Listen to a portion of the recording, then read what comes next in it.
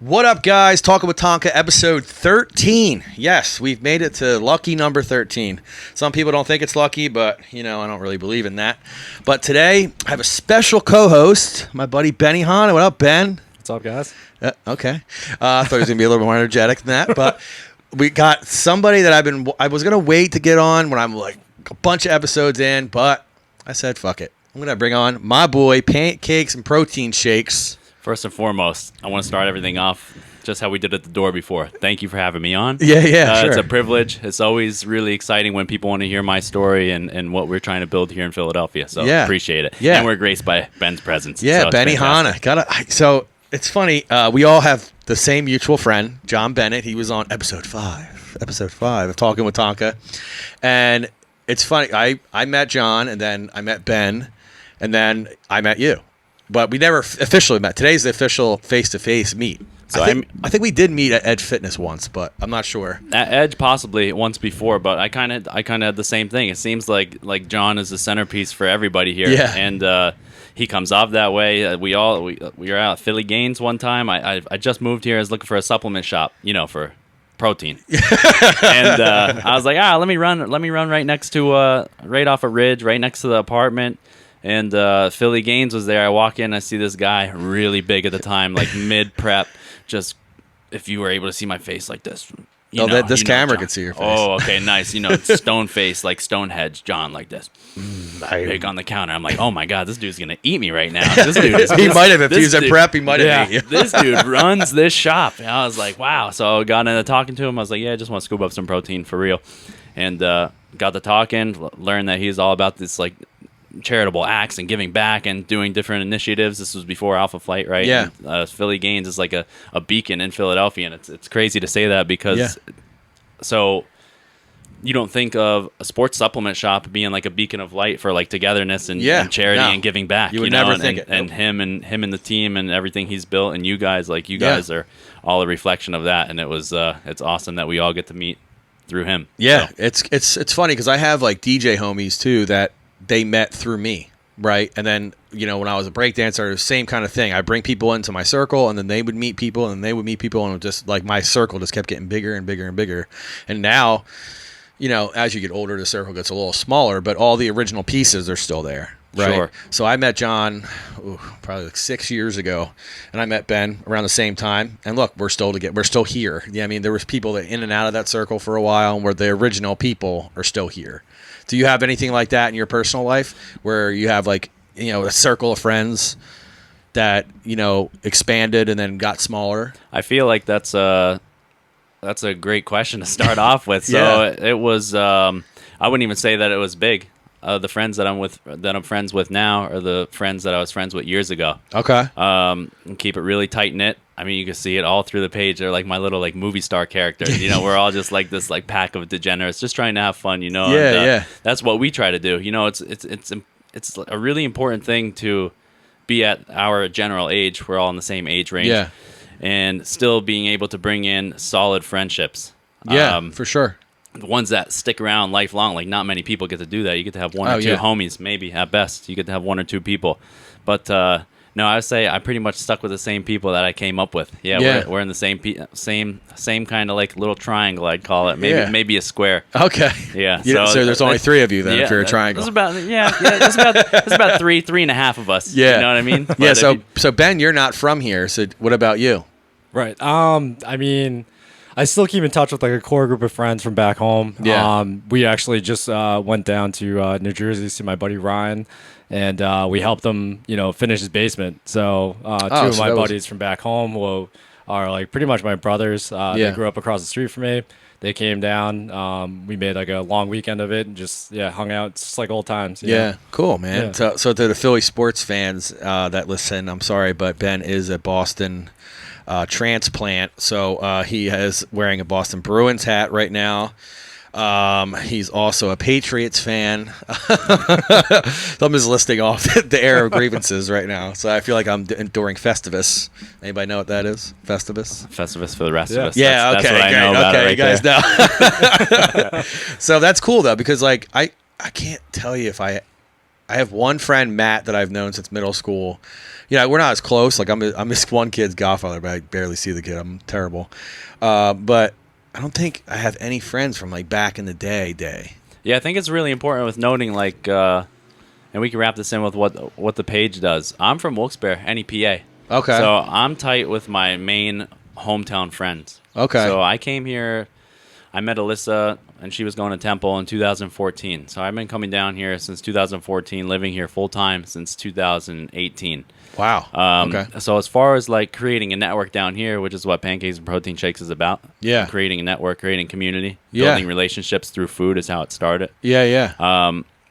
We're building friendships like you guys in the gym, all the people who own and operate businesses. So Yeah. it's like I'm not from here either, but I feel like Philly's special in that way because it's kind of like my hometown. Yeah. It's we definitely make people feel at home. sure. So it has In like our own way. It has a small town feel. Yeah. Right. That's what we would call it. We Definitely call it a big Manayunk. little city. Yeah, And definitely. Manayunk for Yeah, sure. yeah. I feel like it's easy to manipulate as far as like getting around, meeting people, and once you're in certain networks, right, then you can know a lot more Yeah, people. for sure. Yeah. So yeah, I feel like in general, Philly's been like a super friendly place to me. Yeah. And I don't know if there's any like it. This is just a great city. I'm gonna be honest. Like I got to travel, to DJ for a couple different cities, and I kind of feel what you're saying because like I've been in Vegas. People, it's a tourist place, right? So it's like, no, it's no one's really home. Like besides my boys that live out there, it's not really like your home. Like the people that you interact with, right? And when you're DJing in the club, it's mostly there's no locals going to these clubs, right?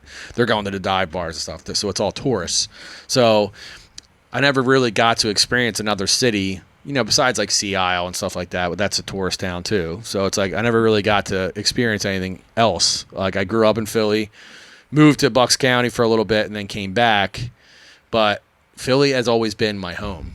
You know what I mean? So I kind of feel what you're saying, where it's just like, you feel comfortable here. So I guess, yeah, I definitely get what you're saying, or how it's like makes you feel at home here. So it's like your hometown. Sure, especially what you're doing like as line of work. Yeah. You're literally embedding yourself in the community every time you go out. You know what I mean? Yeah. So it's like a lot of people know you.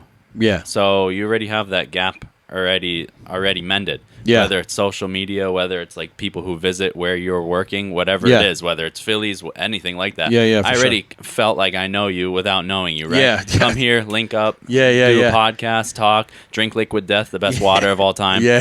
Plug. And I mean, it's great mountain water. Let's just say that. It's from the Alps. But I think it's like social media is like pretty crazy in the way that works and how you can your reach to make real life things happen as far as relationships. Like we were talking off air that's how I got partnered up with Stateside. Is like just kept blasting them on social media, and they saw that I had a little bit of a following, a little bit of a thing, so they were like, oh, let's latch on to this kid. Philly's DJ, he's Philly guy, what I mean? He's always supporting Philly things, so it was like a perfect match, obviously. So like if you guys want some product on the way out, I can hook you up. Because I'm getting re-upped on Saturday. Sure, let's go stateside. Yeah, Shout right? out stateside. Yeah, stateside's Tell us great. about the Tonka teas while we're on the stateside, so my people could hear this one. Yeah, so unfortunately, if I'm not working, you have to buy 2 cans of Stateside, but it's a can of Surfside and a can of their black cherry vodka soda. And you only use like a third of the black cherry, and then the rest is Surfside. But it's enough. If you use the 2 cans right in a normal size cup, you can get 2 out of it. But it's really good. So it's a black cherry iced tea is basically what it is. I grew up on black cherry Wishnick soda. Ben, you probably don't know what that is. I don't know what that is. Do you know what that I'm is? not even familiar. Nope. Yeah, so it's a black cherry soda. They call it black cherry Wishnick. I don't know what the Wishnick part it means, but it's delicious. So my dad used to have a boat, and we used to dock it at this place on Penn's Landing, right? And let me back up. He was part of a yacht club that was attached to Penn's Landing, and he had a Frank's soda machine. You ever hear of Frank's soda? The Frank soda in a glass bottle. Yeah, well, yeah, they came in glass bottles. Yeah, so these were cans, but so there was a vending machine when you would go out to the boat, right? And my dad figured out if you double tapped the black cherry or the orange, it would bring out 2 cans. So we used to fill. My dad was like, fill up the cooler. Like, I'll give you back then. Back then it was like 50 cents a can or whatever the heck it was, and then we put it in and double tap it, and each thing held like 8 sodas. So we filled up, and then we always picked black cherry Wishnick until it ran out. Until we bled the thing dry, and we did that every time we went on the boat, and I just loved drinking it. And now when White Claw came out, I was black cherry all the time. Like I wouldn't drink anything else. Yes, Ben. I'd be like, this is go-to. Yeah, literally gross. Pre-workout and all. Yeah. I was like, this is so gross. Everything else is gross. Mango, everything's gross. So black cherry, when I started drinking it reminded me of those days where I've been drinking black cherry. My dad's still alive, thank God. But like it reminded me of like hanging out with him, like drinking the black cherry. So now when I finally grew up out of White Claw and I partnered up with Stateside, I tried their black cherry stuff. I was like, this is really good. And I tried the Surfside. Obviously, that's what got me in with them is Surfside. And I was at my buddy's house. I got him a variety pack. And there was a little bit of black cherry. I'm like, I want to put this in my Surfside to see what it tastes like. And my buddy Shields was like, that's a Tonka tea right there. I tried it. I was like, wow. All my friends drink it now. Ben, him and his girl come to my events. They drink like 11. 11. Let's go. I feel like is it going to be can I make this concoction at opening day on Thursday? I don't. You don't want to do it there. It's going to be expensive. It'll be like a $28 These things drink. happen. I'm literally trying to pay off a tab from like 2019. Not true, but kind of true. Credit card bills heavy. I'll tell you what I'll do. I might be at opening day. Okay. So if I'm there, I'll buy one can, you buy the other, and we'll make them together. All right, fair. That's true friendship right there. Yeah. That's admirable. I'm out here just trying to spread the word because I'm trying to get them to can it, right? Sure. So it sucks, man, because they don't bottle here or can here. They can in Georgia at a major distributor, and then they bring it back up. That's the way to keep it like a premier brand is like do it the right way. Get a laser etched can and all these things. That's when you see like Mummer's Tea and everything has like that cheap feeling label where Stateside wants to be premium, so they laser etched a can. The can alone would cost me $10,000 for 1,000 for 1,000,000 cans. It cost me $10,000. So I was like, how can we do a limited run? How can we do this, right? And he was like, you got to pre-sell like 1,000,000 cans for them to even think about it. And if just to put it in perspective, I was at Wicked Wolf last night for the Final Four championship, and I won money, thank God. So we were sitting there, and I asked the manager, because he's a good friend of mine, I was like, how long would it take you to sell 1,000,000 cans? He's like, well, to put that in perspective, I think it was in a month, they sell 74 cans of Surfside. 74 cases. That's like 1,800 cans. Sure. So just think about that. That's 1,800 cans a month. Right. There's no way I could say I'll print a 10-year plan. Yeah, literally. But then on the other side, aside from that whole 1,000,000 can thing, it kind of seems like a Philadelphia no-brainer to do it. I think so too. It's just like you're literally that audience. Yeah. You are. Everywhere I play sells it, but Barstool. Undoubtedly, probably based off of my research and like cross-checking like all the other DJs, like you are arguably like the face of the music in Philadelphia, especially right now. Yeah. As far as like DJing goes, it would be a no-brainer, I feel like. Yeah, there's, I really appreciate you saying that, but there's other DJs a little bit bigger than me, like that do a lot bigger, like cooler shit, obviously. But I am in the mix with them, thank God. I'm friends with pretty much the top 5 DJs in the city. Like I'm intertwined with all of them, which is a blessing. You know what I mean? That's how I got to where I am now, obviously with the relationships you build over your lifetime. So I was like, I told them the same thing. I was like, this is a no-brainer. You guys are in the Philly Stadium now. Why not just do it? Like you would sell them. If I work 3 games a month, you would sell out every time. Literally put it on the board. DJ Tonka, put my picture, boom. Oh, what's a Tonka tea? What's a Tonka tea? You know how many drunk people are going to be like, what the hell is that? I want to go try it. Not to mention, Philly loves those things. Like, think of it from a food perspective restaurant. Like, people love pop-ups, new things. We embrace smaller starting things in the city of anything, whether it's fashion, art, clothing, music, anything. So to spark a little interest, the guy that brought me in, he's like, I'll tell you what we'll do. He's like, we can start doing these events where we're doing taste tests and like places that have you like DJing there. We can throw a Tonka Tea sponsored ad at them. See if they can sell and how many we can sell. And then maybe that will drive enough traffic to it where they'll be like, all right, we got to make this. Sure. Even if they just like literally make a black cherry Surfside and just put hashtag Tonka tea on it somewhere. Sure. Or even like when they leave little notes on the bottom of cans. Yeah. That's what Kenwood will do. They'll like write little notes on the bottom here, and they'll be like, "Hey, you have that can." If it said like Tonka tea on the bottom, you're like, "What the heck?" Yeah. Then you're researching it. You're following stateside. You're like looking at. You're like following the spider web. That's a little rabbit hole. You know what I mean? I think that'd be so cool, man. And I have a buddy of mine. He has a beverage coming out. I was like, man. I was like, you literally like took the idea that I've been wanting to do and like ran with it, and it actually found an independent brewer to make it. Nice. I was like, so that's awesome. So I obviously didn't go that route. I had to partner with like the top selling like liquor in the city, but that's either here or there. But so let's dive into you. Okay, so what your girl? I think are you engaged, married? Not engaged, not married. Okay, it's girlfriend. Yep. So how long you been together for? Going on 9 years. 9 years. Yeah. Okay. Yep. So she is what brought you to Philly. She's what brought me to Philly through both of our mutual best friends at the time. We actually met at Penn State. And Okay. she was going to Temple at the time. Oh, okay. So that's how. I wonder if she's ever been to the draft course on a Wednesday. I'm not sure. Hey, can we call her? We could call her. That'd be hysterical. She's on a work meeting though right now. How hysterical that'd be if she went to you don't think you ever came to those gigs with me, but they had a white girl Wednesdays, and it was like the top spot to be. There was lines wrapped around the block to get in this place. It's wild, bro. And it was like the best party on Temple's campus. Sure. And then COVID, killed the bar. They came back and they wanted to reopen, and they wanted to charge them like $1 million gazillion dollars for rent, and they were like, nah, screw it. Sometimes you got to go. Yeah, and that was like they wanted to get out for a little bit. So she brought you to Philly, and now brought me to Philly. Now you're still here. And now I'm still here. Yeah. So I think about it all the time. I think about the story all the time. And Pancakes and Protein Shakes started out as a bodybuilding page. My like bodybuilding fitness motivation / page is still up and still in existence, but it will not be named. I'll plug it at the bottom. No, it was like went to all the conventions, went to all the shows, everything. I was obsessed with it. And I'm from like a small town, so like my going out to eat was like Logan's Roadhouse and things like that. A lot of chains, unless you travel outside the area. And to make it short, I started visiting her in Philadelphia. The first place I went to was Green Eggs.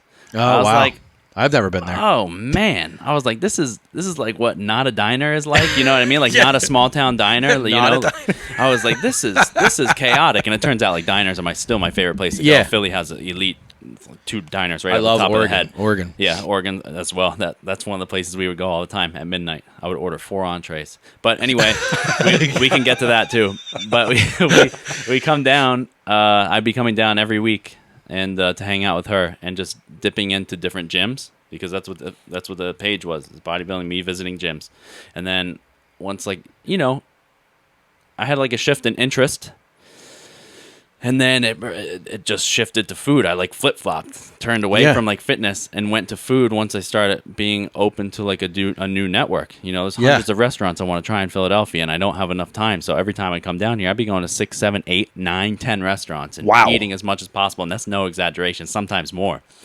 And were they paying for your meals yet? No one pays. No one pays for my meals ever. Ever. You pay. Ever. So I know food influencers that take the free meal. I know you do. So it's different if you're my homie and you own a pizza shop and you're like, yo, don't worry about it. All right, I got you. We're homies. It's all relative.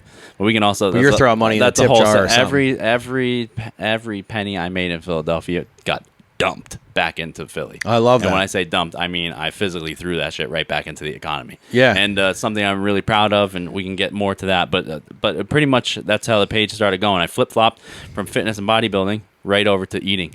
And so then once she starts to graduate, gets closer to graduation, 2016, we're like, where are we going to live? Okay, so came back to the hometown. She got a job in Wilkes-Barre area in the Poconos. And we were just unhappy with how everything was there. Decided she quit her job. I work operating engineers, local 542. So I'm a heavy equipment operator. I can go anywhere. I noticed that. Yeah, I can go anywhere. But she was unhappy. She came back to Philly, got a job in Philly. I came right behind her, right when my power plant job was finishing up in April 2016 or April 2018. Sorry, and with nobody here, like I said, transplant, right? So no friends here. And to me, as I was during that whole time of like meeting her 2014 to 2018 before I moved here, when I was visiting her in Philly, then she graduated, so then she was in my hometown, right? I was still going to Philly. We were going to Philly and New York every other weekend, eating like crazy, going to different gyms, right?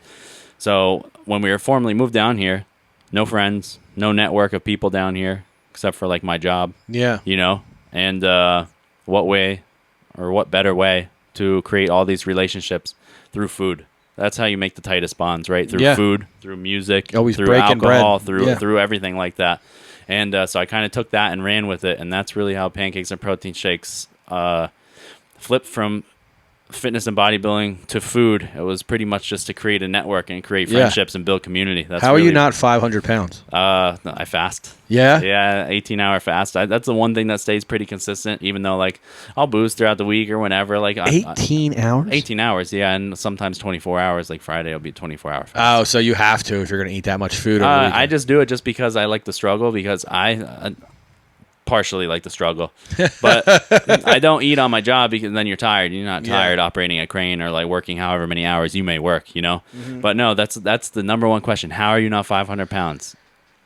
I attribute it to, if you want to call it a diet, but no, just fasting. I'm in the gym. I try to stay in the gym. I'm trying to get like you guys. You know what I mean? Not like that's me. really what it's about. No, your story is inspirational. Oh, I've seen the transformation. Yeah. I'm trying to retransform now. And it's like killing me, man. It's different at these ages, correct? Oh, so I'm 39 now. I'm noticing the same thing. So I'm 29, and you have to fast. Like, I just went crazy all last week as far as like diet, alcohol consumption goes, and I'm not turning down a fun time. You know what I mean? So that's my biggest problem now, because I do keto. You're in the fun times too all the time. Well, yeah, and I do keto, so it's like I can't have carbs. Sure. You know what I mean? Recently, I've been eating a shit ton of carbs, because like I'm so back when Ben first met me, I was so strict, right?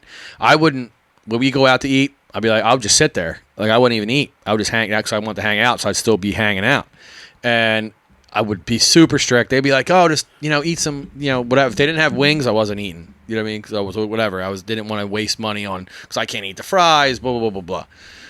Now, I feel like I don't have that willpower anymore, because I've been doing this like 6 years.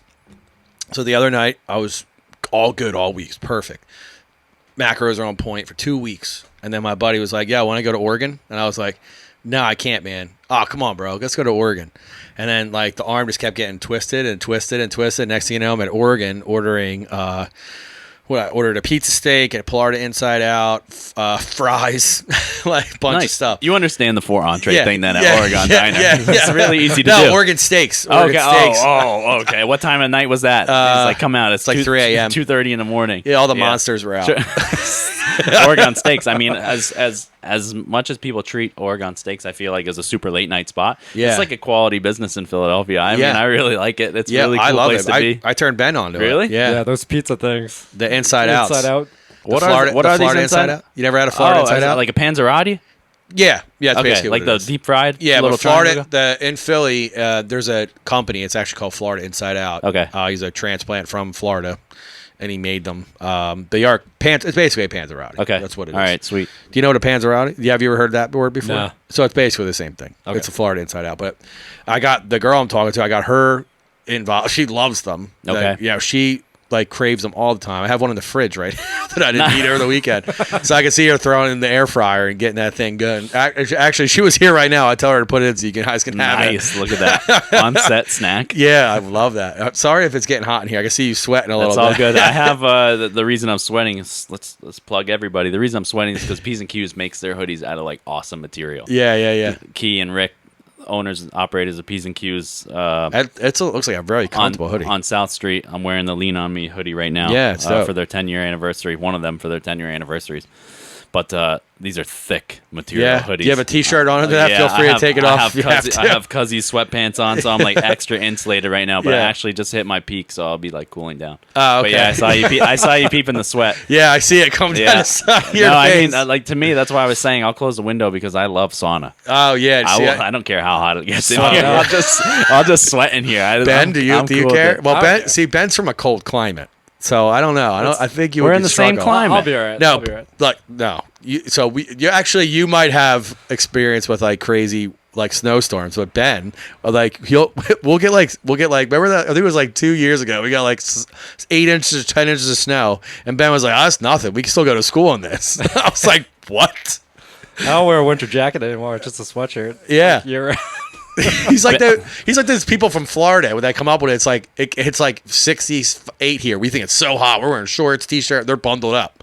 So Ben's that guy, but reverse. Sure, you're like reverse in a generational standpoint. You're like you walked up to school both ways. No shoes. Yeah, no shoes, backwards. Uphill, both ways backwards with no shoes. Yeah. Damn, guy doesn't even wear a coat. I didn't even notice that. Oh my God. You are in a cutoff all year round. Except for today. Not today. Yeah, not today. Let's just what's the deal with these shirts? They just follow me on Instagram. Fuck your doubts. What is this? Mike the German painter. Oh, is it? Yeah. No shit. Yeah, so it's pretty awesome. Why don't I have a shirt, Mike? He's gonna listen to this because he knows you too. Not you, Mike. That Mike. Sure. Yeah. But he's got them in stock now. I just got mine the other day. Yeah. Is it press on or is it screen printed? What is it? Looks like screen print. Yeah. It does is look like screen good print quality. because he was telling the story how he felt bad because the guy who makes them, he had to do like 2 screens just for this like little pink. I like that But though. he's It's got great separation to it. So is there anything on the back or is it just nothing on the back now. he's trying to put like a middle finger all tatted up like his hand? Yeah. That'd be sick. So he's the guy who painted Alpha Flight. Yeah. Correct? Yep. Yeah. So he lives out by the gym or no? No, he lives around here somewhere. Is he at the shop sometimes? Yeah. Okay. Yeah, Okay. I know exactly literally who big he is tatted personally bald then. dude. Yeah. Okay. I thought he was a cop. I don't see that. Okay. man. Never mind. If we're thinking of the same guy, So if he when works at the shop, then I thought He doesn't work there. He hangs out there. Okay, though. all right, got it. Maybe he's I've just only chilling. seen him in the shop probably twice. But He painted the shop too. yeah, he painted the new Philly Gaines. Too. Did he? I haven't been in yet. Oh, you haven't been in No, there? I've driven past like 28 million times. Oh, already. wow. I was gonna come John in- listens every week, so he's going to hear that. That's fine because I'll be in before then. Okay. So you're I'll gonna be in be- before this is produced. This is Thursday. It goes out Thursday at 8 p.m. Yeah, that's fine. I'll be off the crane tomorrow, like 2:30 probably. Okay. I'll swing right by. What time do you gotta be on the I'm not crane? getting tied. I'm at like 5 probably. Oof. Where are you guys set up? 34 in Chestnut. Oh, what are you building? A science and engineering building for UPenn. I was going to say Yeah, it's like Amy Penn Area. Gutman building. Yeah, so it's I was working at Penn School of Medicine in the what's the building called? It's right next to the hospital. Fuck, I can't think of the name now. It's like spacing out. It's like 2 first names. It doesn't matter. It's probably right near where you're. Sure. Yeah, working. 34 in Chestnut. That's Yeah, probably it's literally right there. that's yeah. probably it's right by like- the VA. Okay. Yeah. Yeah. Yeah, I can't remember the name of that damn building. I mean, nowadays, like there's buildings popping up in U City Literally like crazy everywhere, so it man. there's no way to keep track. Leaving Manayunk. Like Manayunk's where crazy. are they putting East all these Falls? people? Yeah, There's a bunch of apartments. where are these people coming from? Get the hell out of our city. Especially to stay in like places like East Falls and Manayunk and Yeah. Roxborough, all the apartments, like even right up by Sunshine Sandwich Shop right here, the apartments all over the place on Yeah. Ridge, all the way down to like Germantown Pike. Huge apartments. Yeah, it's insane. Like Yeah. if down by the big Super Wawa on Ridge, they built 2 things by ShopRite. They're building another one. Yeah. Where are they expecting these people to come from? There's also no parking as there is. Well, they're building park garage underneath them. But like Yeah. then traffic, you think about trying to get out Oh. of East Falls in the I morning. didn't even is think like, about that. It's already a mess. Do you remember when East Falls had the road work in front of like Thunder Mug? Oh, all yeah. the water Oh, yeah. work. I live right there. Yeah. And then all the way up to like where our apartment was, like past East Falls Beverage Yep. is where our apartment was. Like they tear the road up and there. Yeah. All hell breaks Yeah, loose. It's and it was funny. chaotic. I told him where I lived, and he knew exactly where it was. Yeah. He's like, so you know about the Blue Bridge? I was like, We can't give out too much information. Grizz thinks I'm going to get stalked now. Oh. Trying to get a little bit of popularity. so let me tell the you Green something. Bridge. Let me tell, yeah, green actually. So this is very true because I do like a lot of like, a creep on anyone whoever supports a page and whoever is like a believer in what we do. Like I want to know about them. For example, a dude's talking to me about Pizza John on a Pizza John post that we put up the other day, and it was just something and referring to something that I like. Oh, like as far as this cheesesteak or whatever, and I'm like, yeah, I like it as much as you like Essentia water. Right, because I was back on his 2017 post of him drinking Essentia. He's like, "That's weird. How do you know that?" I was like, "I like to know who watches my stuff. My stuff's open to the public, and I realize that because people be sending mail and shit. That's for real." And That's inspirational, man. So Seriously. it's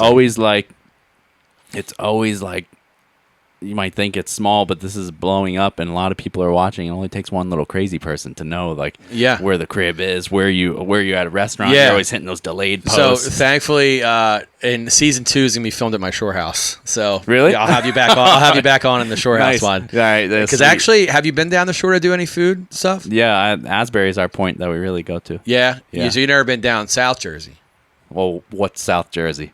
So I think South Jersey, like I'll be in Sea Isle. Okay. So that's a Jersey Shore. Okay. Yeah. Sure. There's a lot of. I'm pretty sure you could find some, small business down there. Yeah. To help Sure. out. Probably pizza too. Yeah. I'm always down. We're like every weekend that we're home, we're in Asbury. Yeah. So I noticed that last weekend you were in Asbury. Yeah. My buddy is DJing in Asbury Park. My buddy DJ 9 will be at Porta. Okay. Yeah. Sure. Yeah. Porta, Tallulah's. We go down. My favorite business down there is Cardinal. Provisions. I saw on that. Bangs Avenue, like that. That's standout, women-owned, really nice, like chefy place that you go for stellar breakfast and lunch. Closes at 3:00. It's like a perfect. Like Totally. Asbury's wild. I love that place. I don't think I've ever been there. Yeah, Asbury's cool. I'm trying to. Yeah, I don't think I've ever been there. I know Ben probably hasn't been there. Nope. Ben, we could change that. I like Ben as a co-host. So Ben is the king of one-liners. Sure. I'm waiting for one, man. I'm like itching. I know it's coming. Keep deferring, and we will get one. Yeah, I know it's coming. We will get one. We'll say something about Julian Edelman. Yeah. Patriots suck. What? Like that. So how you're going around, you're trying all these foods. It makes me very jealous, right? Because I can't eat that kind of food all the time. So back when I first started keto, what I would do is I would watch people do these food challenges on YouTube. Sure. Right? All these carb challenges and these things.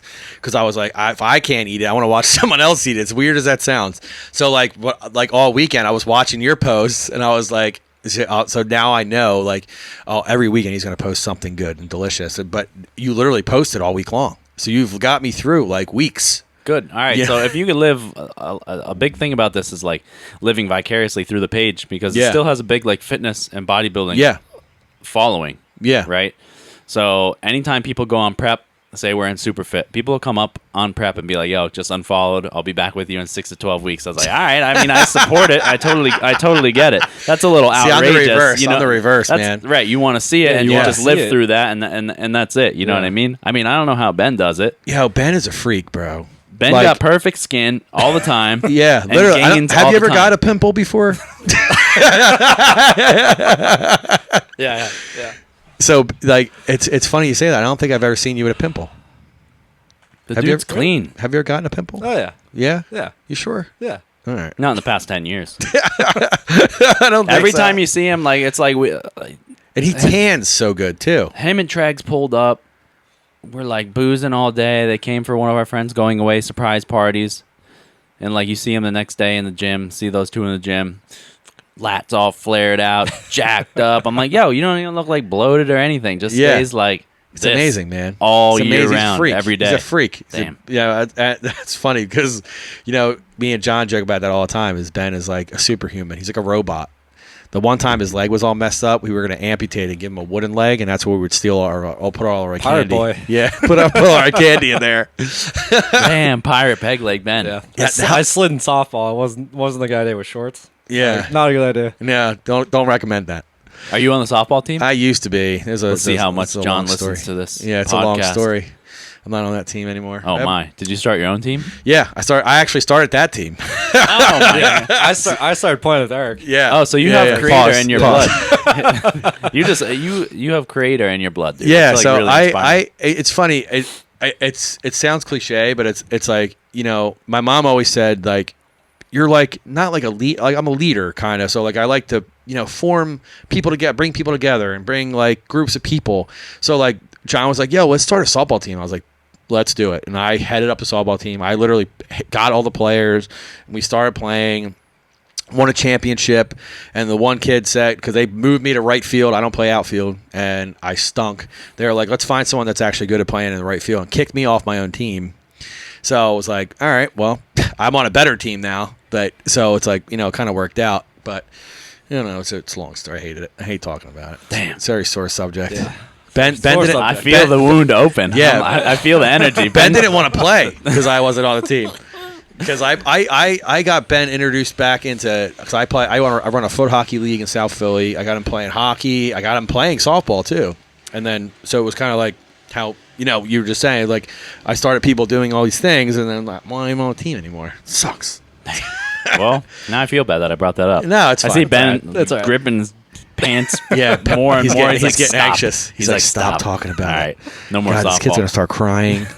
That'd be the second time I cried on my podcast. Second time. That's okay. Yeah. Actually. Yeah. Let it out when it's got First to come out. time, I want to say it was my buddy Kev. My buddy Kev filled in for me because someone backed out last minute. Thank God he was available. He asked me a question like, if you could have anybody in the crowd, who would it be? And my mom passed away in 2010. I was like, my mom didn't even hesitate. Got it. I went down that hole, man. I was like, oh God. Right. I don't have any tissues available. I was like, oh God, what do I do? So here it comes. Get vinyl. Yeah. Bring vinyl up. Yeah. For people that they can't see what he's doing, I have a black cat vinyl. He's pretending like he was picking him up because that kid, man, Ben will tell you, he's the most affectionate cat. I don't think I'll ever not have a black cat.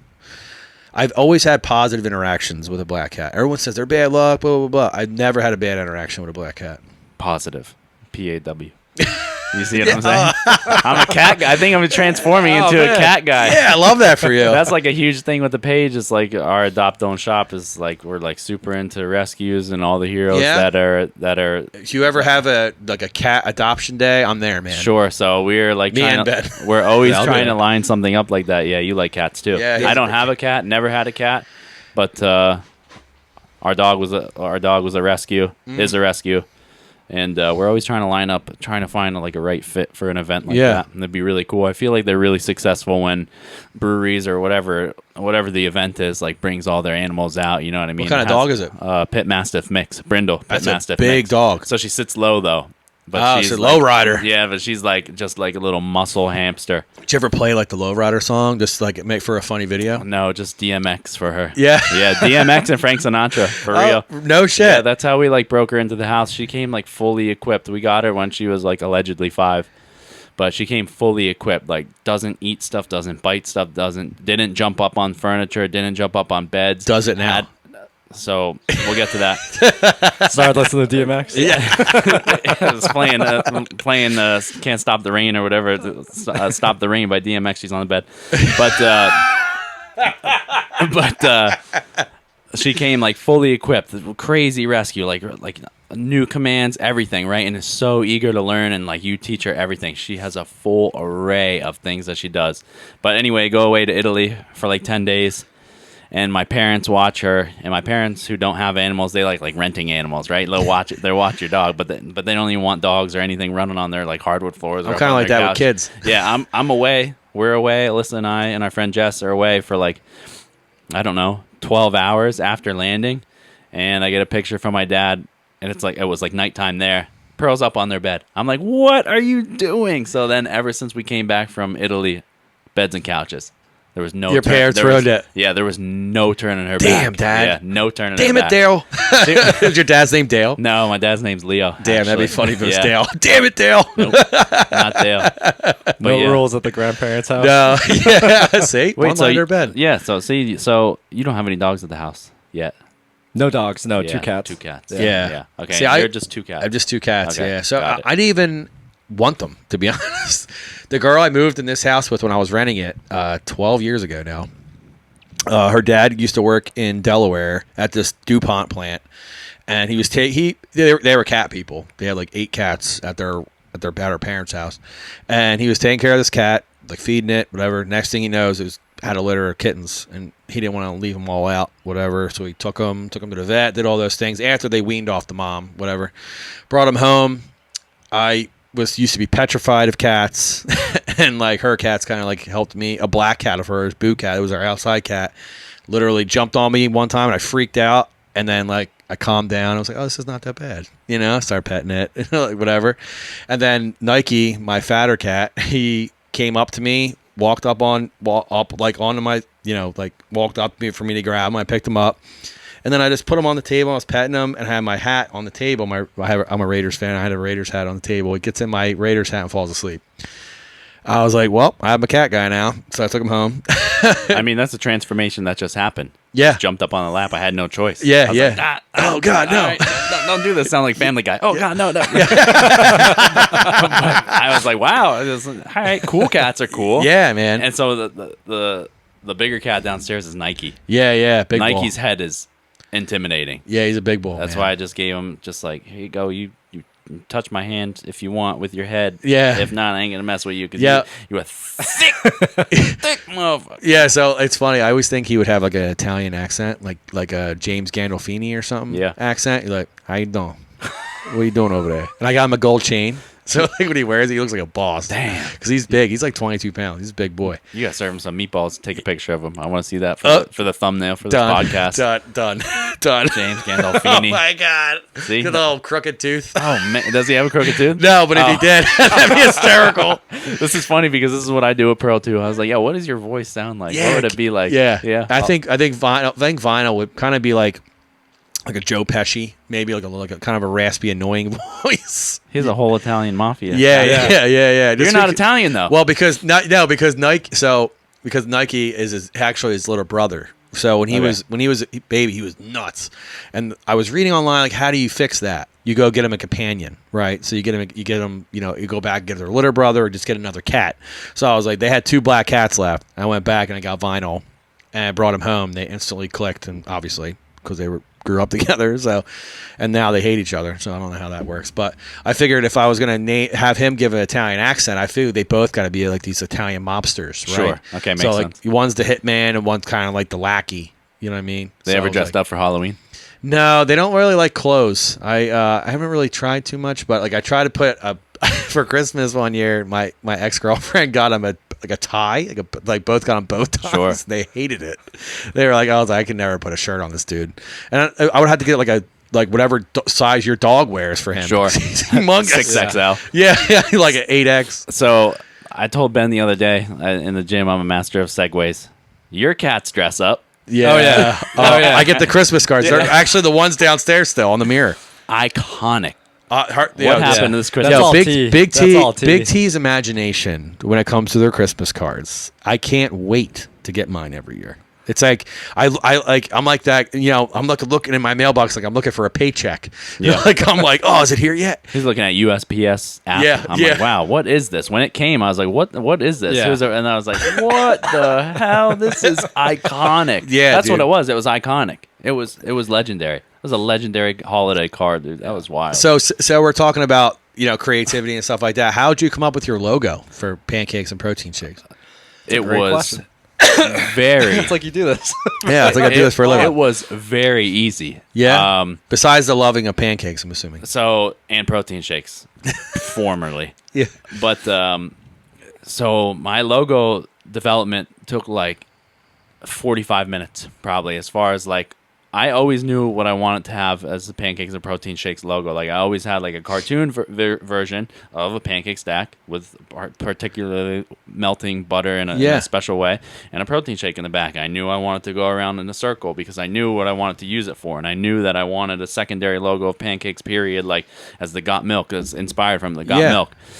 But when I moved to Philadelphia, in the first month, we went to a fair down at we were on Fair and Main Street, and then we went to a fair where like the Hilton is on Dock Street. I'm drawing a blank. I'm drawing a blank on the name of the fair, but right by Zahav. Drawing a blank on the name of the fair. But regardless, I run into this artist from Maryland, Nick Fasnack art on all social media. Yeah, and make sure you send it to me. I'll tag him.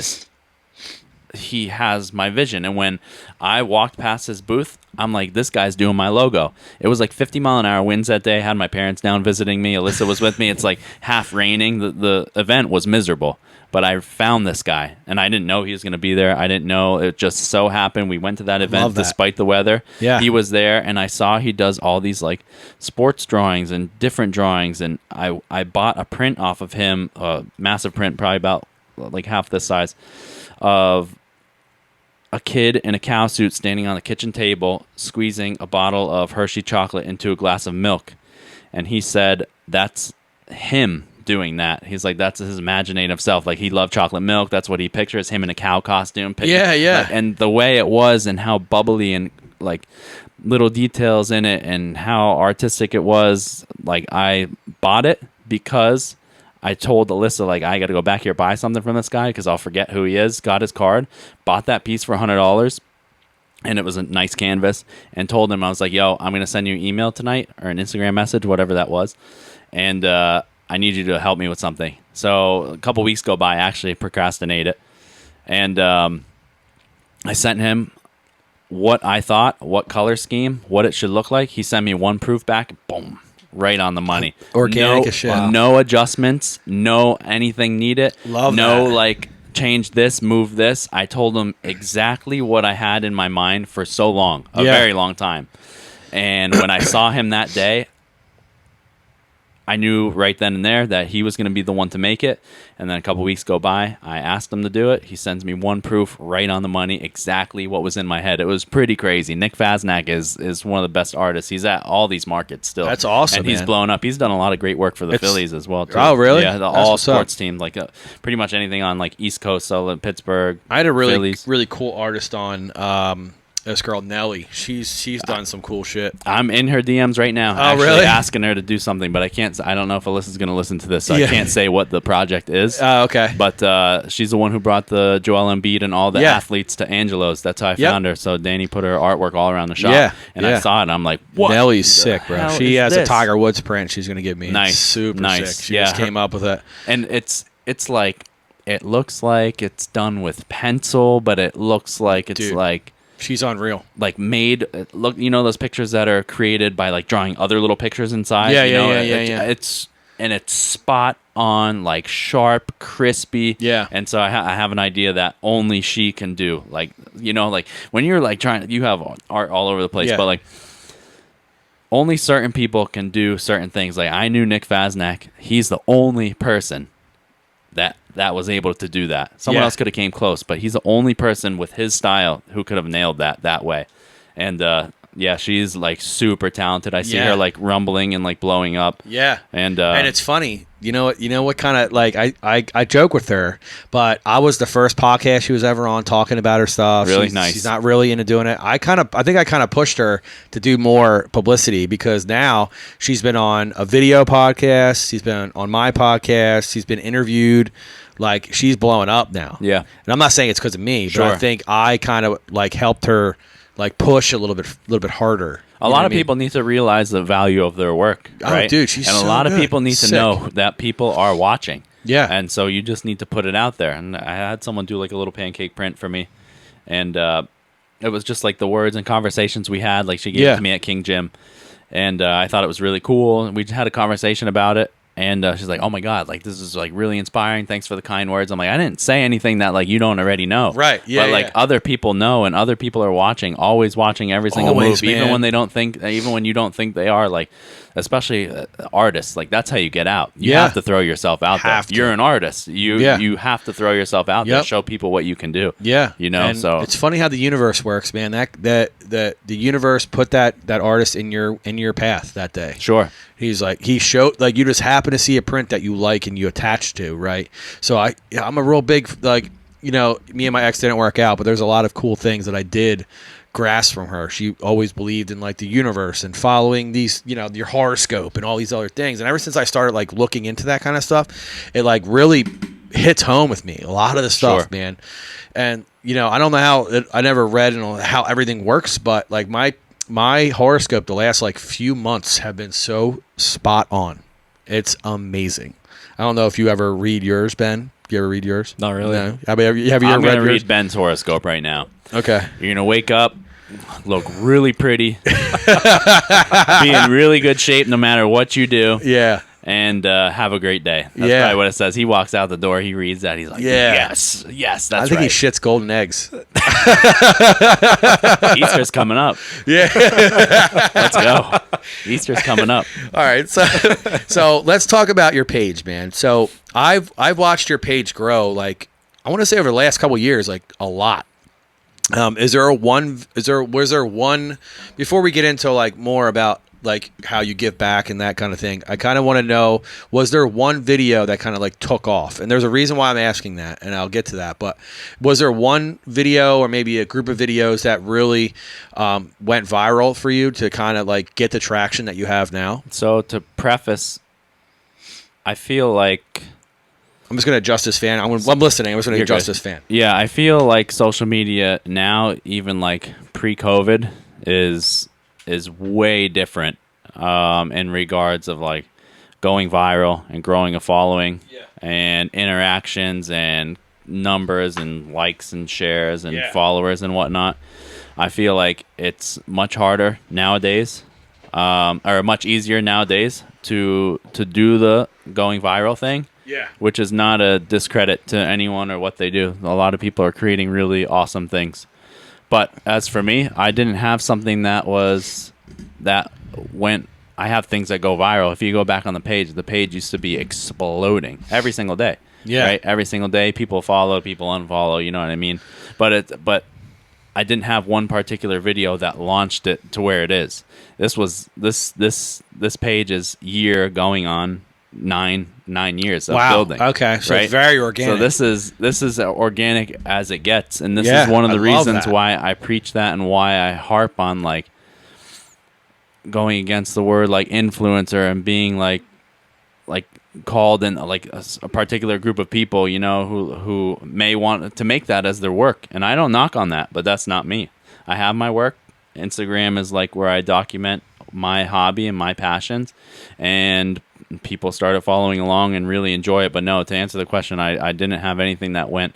There's things that go viral all the time, but there's nothing that gained the following aside from me going to these restaurants, making real organic relationships. That like what I look for when I connect with these restaurants, when I connect with any of these clothing businesses or whatever, I always said on like any podcast that I've been on, if I call you and I need a place to stay, if I need to stay in the shop floor, if I have a flat tire, I will do the same for you. I expect the same back. You know what I mean? And we don't expect anything, but that's the kind of level I want to be on with these people. I want them to know like that their business is important to me. Wow. It's important to my family, who I bring there, who I send there. These people are investing their time and money, you know, to like go to these places and like listen to my word. There's like a lot of responsibility that comes with that. But no, but I'm getting off the topic, but no, there wasn't like one particular thing that went viral that does anything for the following. This has been a long time. Yeah. A lot of people blow up 40,000, 50,000, 60,000 followers in a couple months.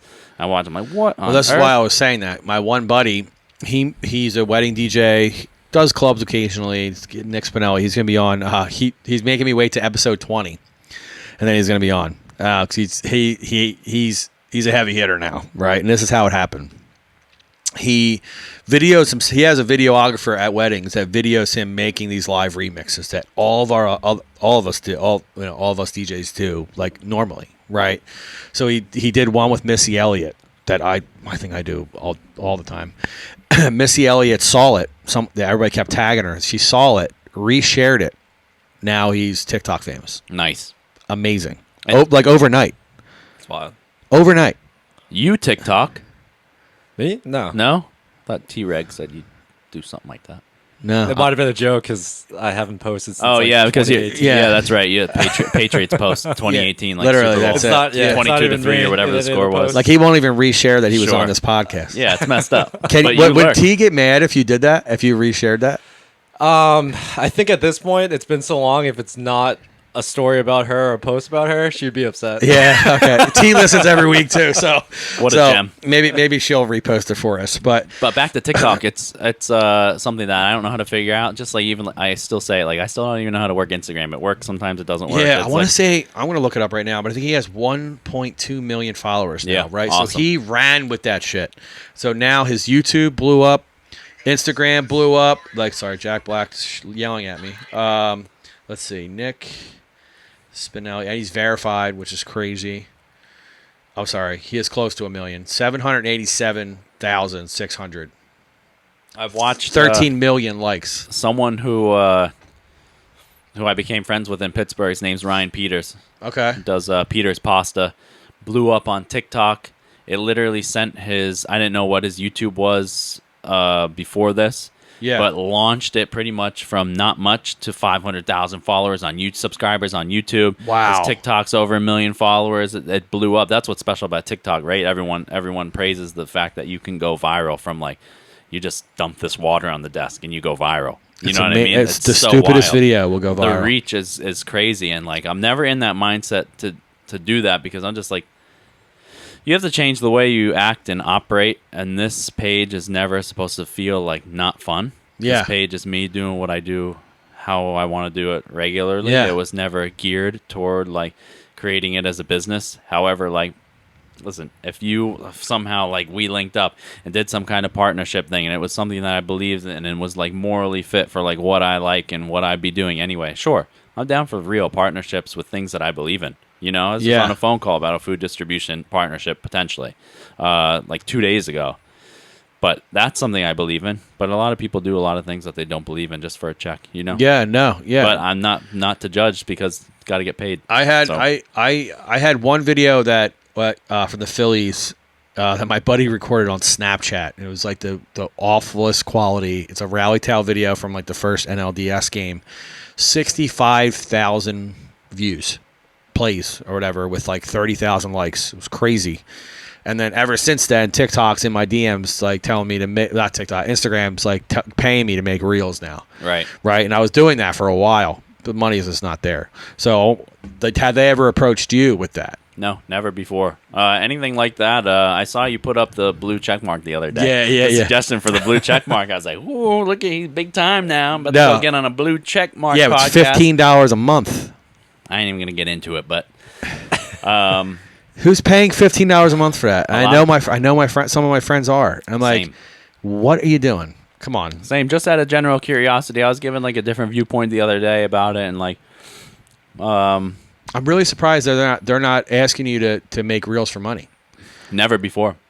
Nope. Really? And it's on a And you're a business page. yeah, and it's on a business page. Yeah. Interesting. Yep. No, never It before. never popped up at the top. Nope. Nothing. That's I crazy. feel like everything pops up on the top. I just exit out anyway, but that wasn't. I know you're not doing it for that. That but wasn't one of them. You're kind of missing. Sure. It. I mean, no. If Missing it that was missing that boat. if it was like something cool like that and the opportunity was there, sure, I do it. Yeah, if I want to get. But paid are you to- doing collab posts a lot? Are you Have I been doing like collab posts with my like? Are you're the main guy and you're like collaborating with like Yeah. Pizza John? Yeah. Or Yep. Lucky's. Yep. So for the cheesesteak one, I did it because I wanted everything to blow up, like businesses that aren't around here. Yeah. Want the following to see it directly and just Yeah, you be could able to directly you could go to that. monetize every video that you put up, every reel. Yeah. Even though reels are kind of like now they're saying carousels are what you need to do, like picture reel kind of deal. And yeah, I did it for like a month straight. I only made like $135. It's $135 though. Yeah. But it's what you're doing anyway. But but can you imagine how much you would have made? You get tons more views than I do. Sure, maybe, but But that's something you probably could have turned back to like one of your, other things, these adoptions that you could have, Sure. donate that money Yeah, or something like absolutely. that. That could be something you can look into. yeah, for sure. I feel like I had looked into the settings or something, but as far as like when you're eligible or something for Yeah, monetization, it's called real play bonuses. Oh yeah, it's no, called. never seen any of that. Nope. That's insane. Nope. Because you have way more followers. But that's than what me. I'm saying. I don't understand how any of that works. And it Yeah. also is like the follower count is like just an illusion. You know what I mean? Yeah. No, I get that. What Yeah, I yeah. want is this. Yeah. What I want is face to face. The whole thing about Pancakes and Protein Shakes is building community. You do that. Yeah. You like throw the reel out with. Yeah. You like throw the proverbial like fishing reel out with Instagram, and then you meet these people in real life. And then that like we're cool, we can link up anytime, and like we get to talking about food and whatever I say about the stuff that I'm super passionate about. You take that as word and you go and invest your time and money into that business. That's what it's about for me. Yeah, no, I As get far it. as like people's followings and whatnot, it's like it is what it is, and like likes, shares, all So that stuff. I want to ask you about the place around the corner, Lucky's Trading Post. Yeah, so what is the deal with that place? So Lucky's Trading is like picture it as Is it a virtual kitchen? Picture this as like a main business, Okay. right? That's the building, Lucky's Trading Company. And inside of Lucky's Trading Company is a sandwich shop, which operates from Wednesday to Sunday. They might have changed those hours. But Wednesday to Sunday, 11 to 5, it's a sandwich shop. Then it's pretty much Lucky's last chance from 5 until whenever they close, 10, 11, 12. And then the Biscuit Lady is also in there. and this lady is a phenom. She's in there from Thursday from 7 to 3, but they sell out at like 10 o'clock. Damn. Till Sunday, same thing, sell out even faster, and she's just whipping up insane biscuits. So to bring it back to the top, Sunshine Sandwich Shop that's in there is Lucky's Last Chance, operating inside of Lucky's Trading Company building, which is just an outpost of Lucky's Last Chance, and they're making phenomenal sandwiches. So it's like a community kitchen. Sure. Yep. Yep. Oh, yeah. So I feel like it's arguably one of, if not the best cheesesteaks. It's called the Pauly from Lucky's Trading Company. What's in it? Cooper Sharp cheese sauce that we can't talk further about, caramelized onions and fresh beef, Carl Veneza. I hate beef. onions. Why, dude? I had this. This is what was the most interesting about last week. March 24th was National Cheesesteak Day, and the amount of people who are like, I don't like onions. We just talked about it. You're 39. I'm 29. How old are you, Ben? 35. 35. I think I might even said this to you, dude. Eat the fucking onions. my partner on the There's a new shirt. My partner on the Yeah, that's a new shirt for you. Eat the fucking onions. My partner on the crane. Shout out Tommy McCune, one of the best tower crane operators. That sounds really on the familiar. East Coast, east side of Mississippi. Why does that name sound familiar? I don't know. Maybe you know him. Yeah, probably. I might. You guys are the same age. He's like 36. Yeah, that sounds familiar. He doesn't like onions. Like, Tommy, just eat the onions. Eat the fucking onions, dude. You're 50 years old. You know what I mean? Whoever it is, like you're fucking 30 years old. We're not kidding. Eat the fucking spinach. Eat the onions. Just try it. But you can get it with get it customized as you want. But the thing is they're Cooper cheese like special sauce. So it's like a kind of like a liquidy sauce, not whiz. But is the onions in the sauce? No. Okay. The onion would be in the steak, so caramelized onions on the side. Oh yeah, So yeah. you Just eat it, Eric. Well, Stop yelling at me. Just Ben. eat the fucking onions. There's your one line. Just eat the fucking onions. Yeah, You gotta think about that when you go to sleep. Yeah, this is how to fuck your doubts. Eat your fucking onions. So Lucky's Trading Company, right? Literally right around the corner from here. No, Oh, it's wait. too much information. That's Like too much right down the road, hosts two businesses, which is Sunshine Sandwich Shop and the Biscuit Lady. Biscuit Lady's phenomenal. That's pretty cool. Sunshine Sandwich Shop is awesome, and they're bringing in like a grocery concept into there, so you'll be able to get like nostalgic chips and like Nutty Buddies. And I different noticed the things cool like that. TV wall they have. Oh yeah, it's actually pretty awesome, right? Yeah. It's a nice touch. And so like what the Biscuit Lady's doing, like she's a phenom in making really great things. Biscuit sandwiches, biscuits, like biscuits and gravy. Really small, Is simple Chris menu. Barnes still involved in all that? Yeah. That is the homie. Yeah, I've known Chris a long time. Yep, I haven't yep. seen him in a minute, but All right, I've known him a long time. We can meet there and Yeah, we get I- reacclimated. I can get the Pauly without the roll. Oh,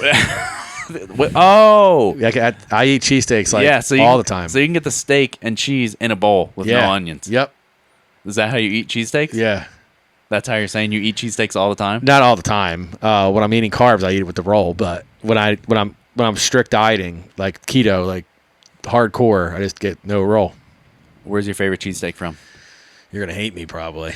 Chubby's, big Chubby's guy. I hate Dells. You've been here for a long time, so you've seen like I probably actually. Chubby's be best. Actually, Who's your favorite? I like Chubby's too. Yeah, Barry's is good too. I like Barry's. Jim's. I like Jim's. Okay, on South Street. Yeah. Yeah. shout out Jim's gonna come back with like a 2-story like mega crazy, center, dude. Yeah. So glad that they are able to. Bounce You've had an into it. Ishka too. I did. Yeah, we did the South Street Taco. South Street Taco. Did you do it? Yeah, my first cheat day ever was for when I was on keto. First cheat day.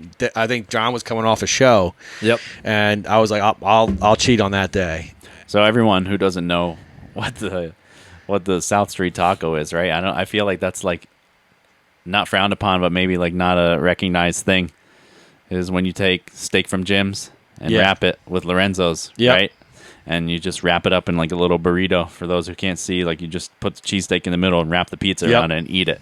Yeah, we got. So what did you Ishka really Bibble. think about that? We got an Ishka steak Okay. because Jim's line was around the block, but Ishka steak or chicken cheesesteak? they're cheesesteak. Because I have a feeling I feel a certain type of way. I only get chicken cheesesteak from Ishka. So I've never had Ishka Bibbles, but I heard they make their own cheese whiz. So I was like, I gotta try this. Right.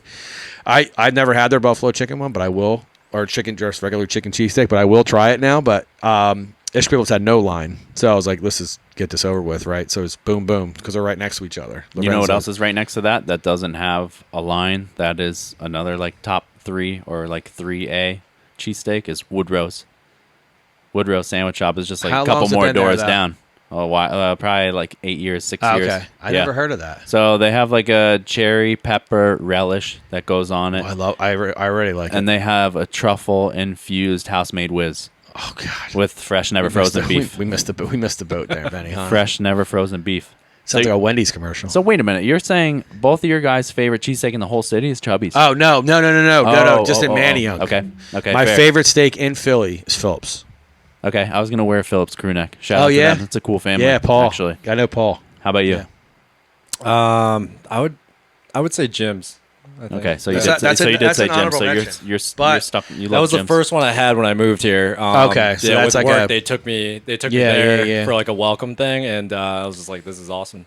So my buddy Smooth, he worked at Steve's Steaks when he was a kid. So I met him randomly at Steve's on Comley in the Boulevard. He's like, I'm going to order your steak. He's like, trust me. It was like, because their American is liquid there. Mm-hmm.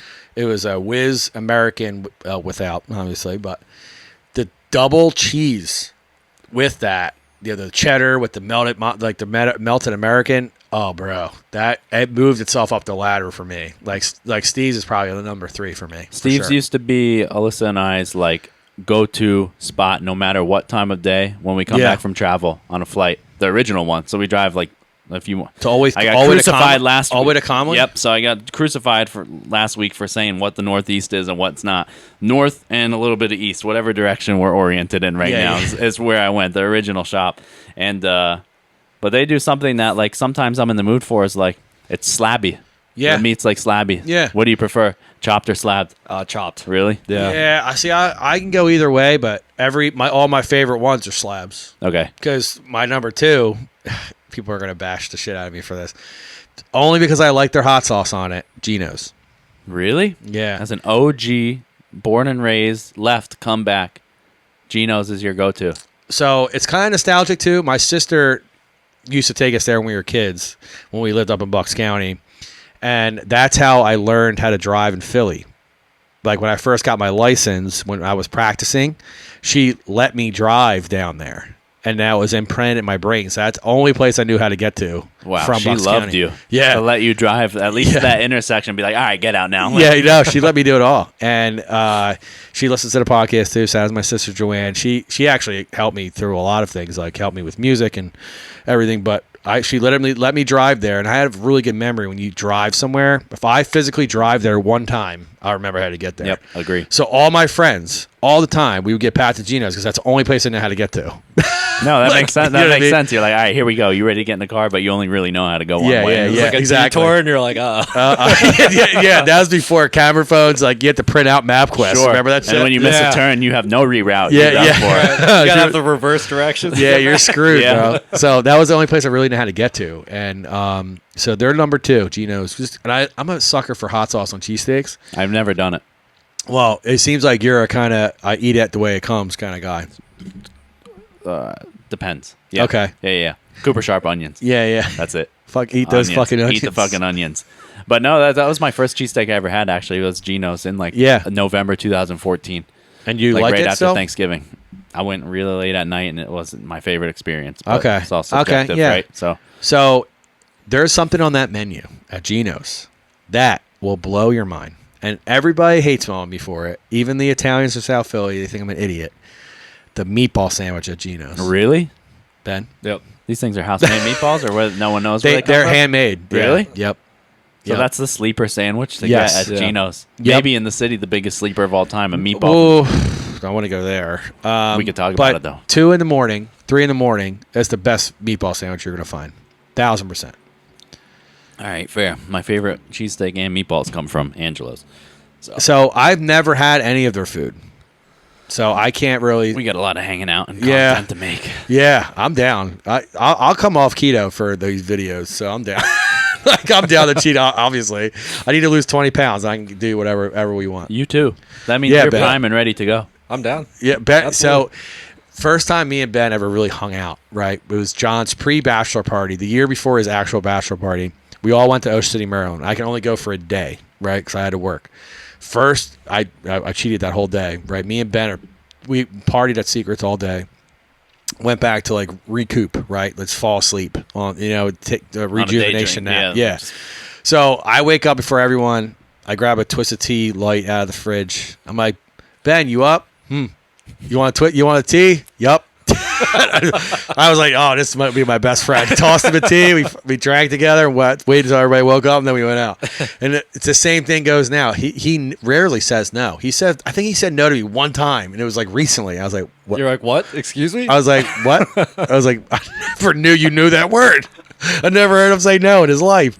I was like, I've known him, 7 years now? And I don't think I've ever heard him say no until that day. It was like last week or 2 weeks ago I heard him say no. That's a testament to your character. Everybody says that you never say no. Yeah. Yeah, usually I don't. That's literally how I was like. Especially when it comes to food. That's literally like food, formally how I was introduced to you. You're like, hey, this is Ben. He never says no. He's a yes man. That's what Treg said. Yeah. He's Jim Carrey in that movie. Shout out Jim Carrey. That was a great movie. You like a Red Bull? I like Red Bull. Red Bull.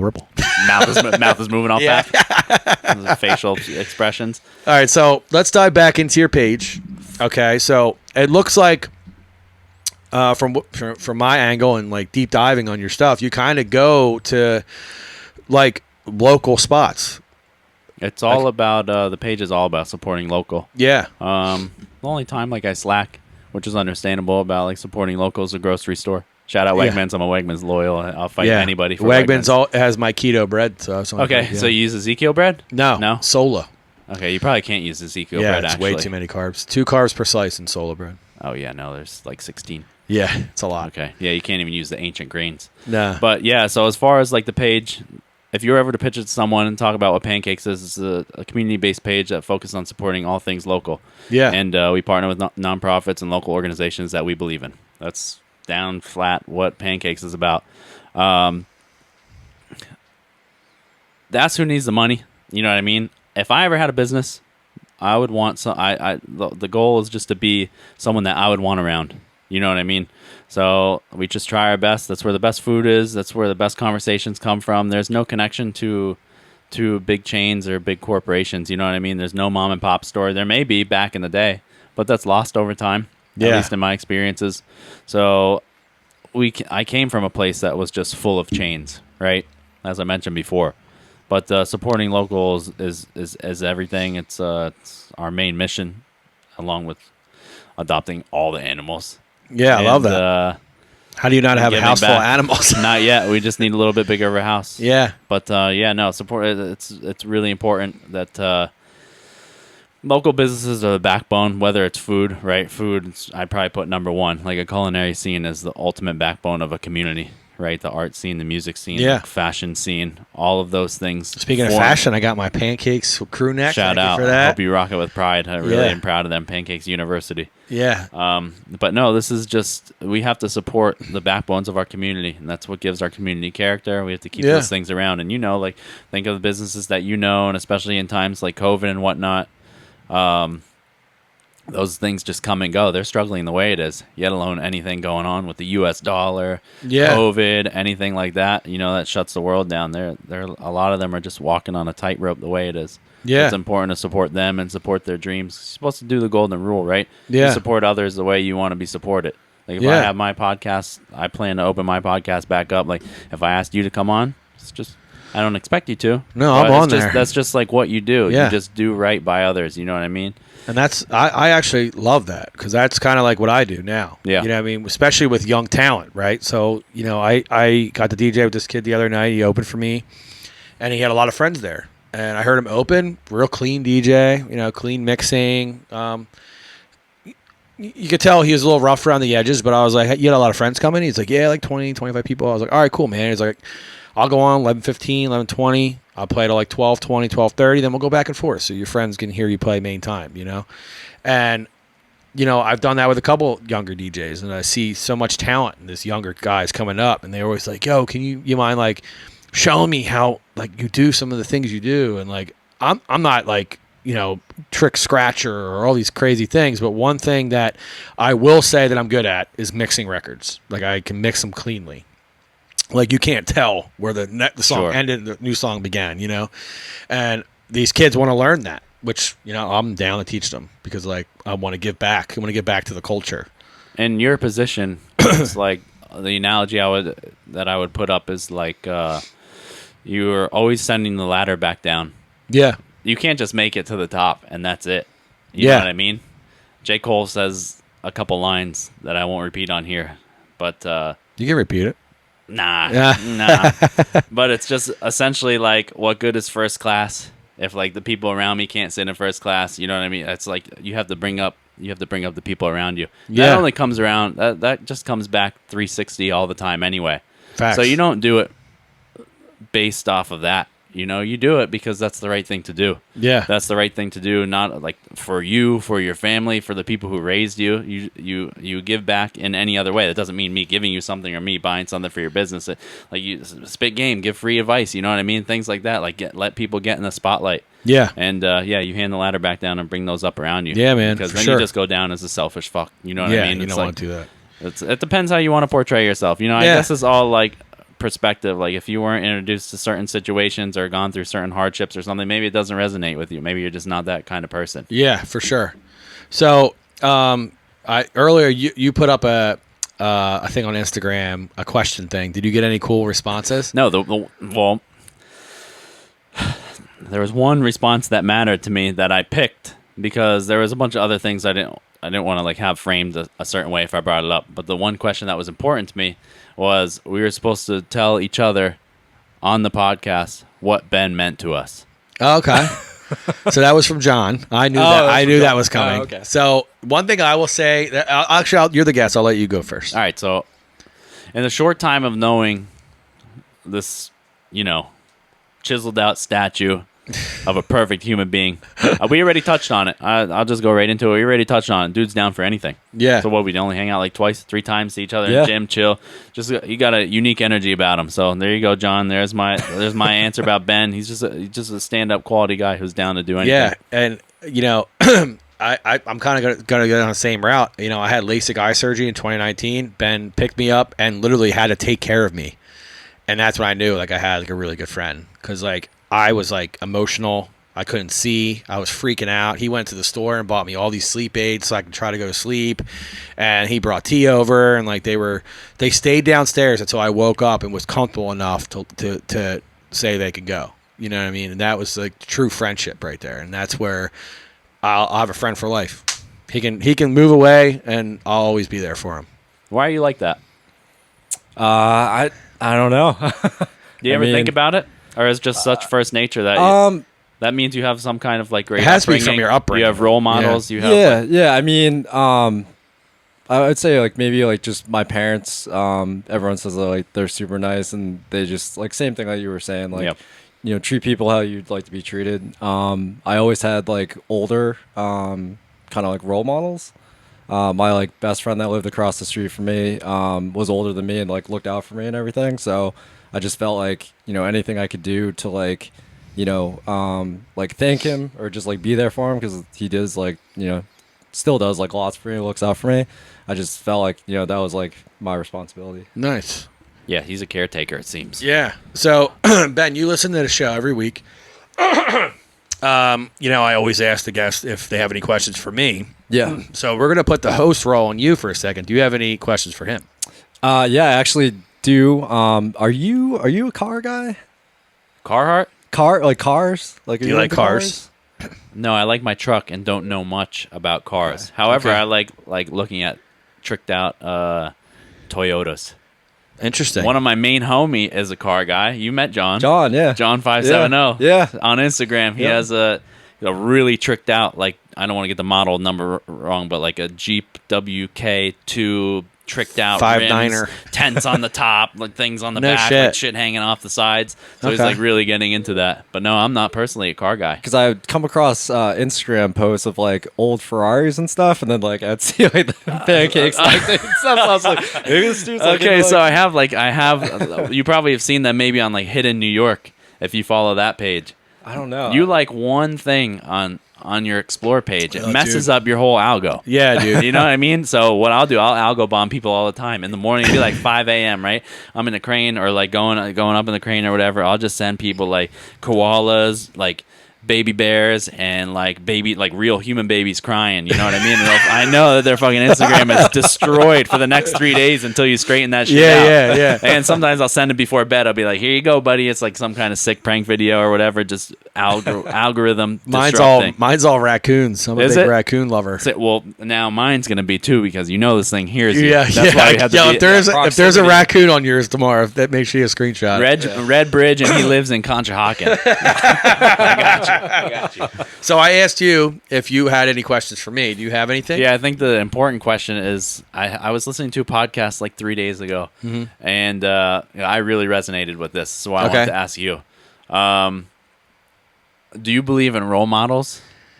Do you have one? And if so, or if not, why? Oh, man. I don't even know.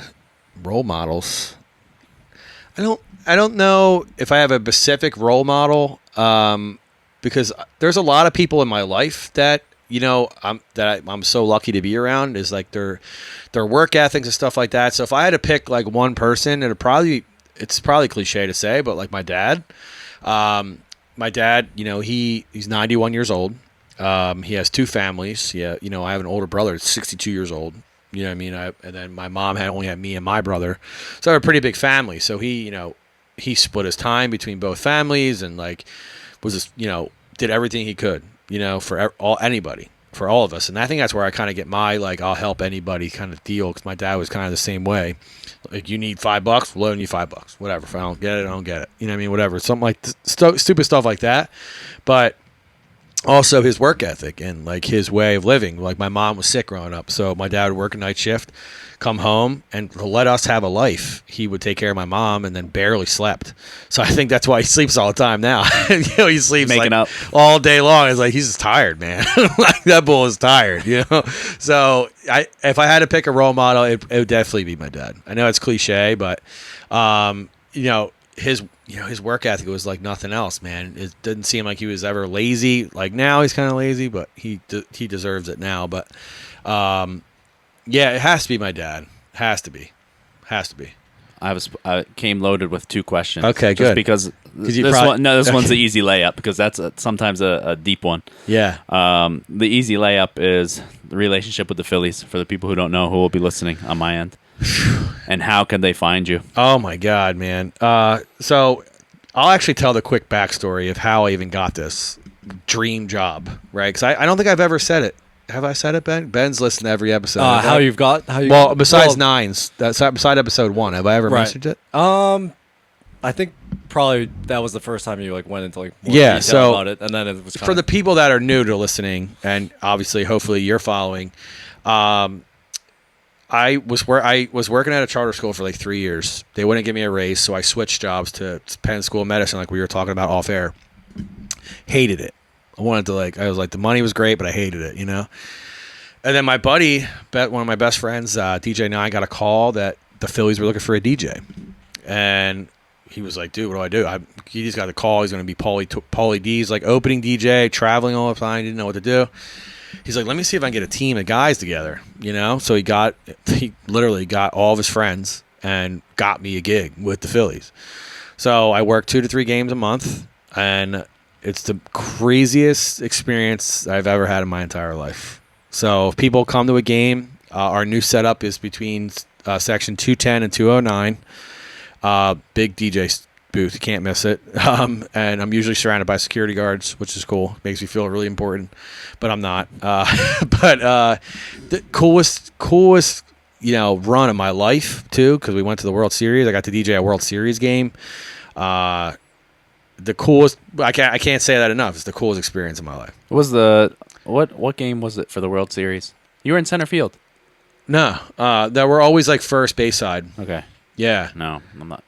Because we were at the World Series game, or maybe it was like clinch game against Padres.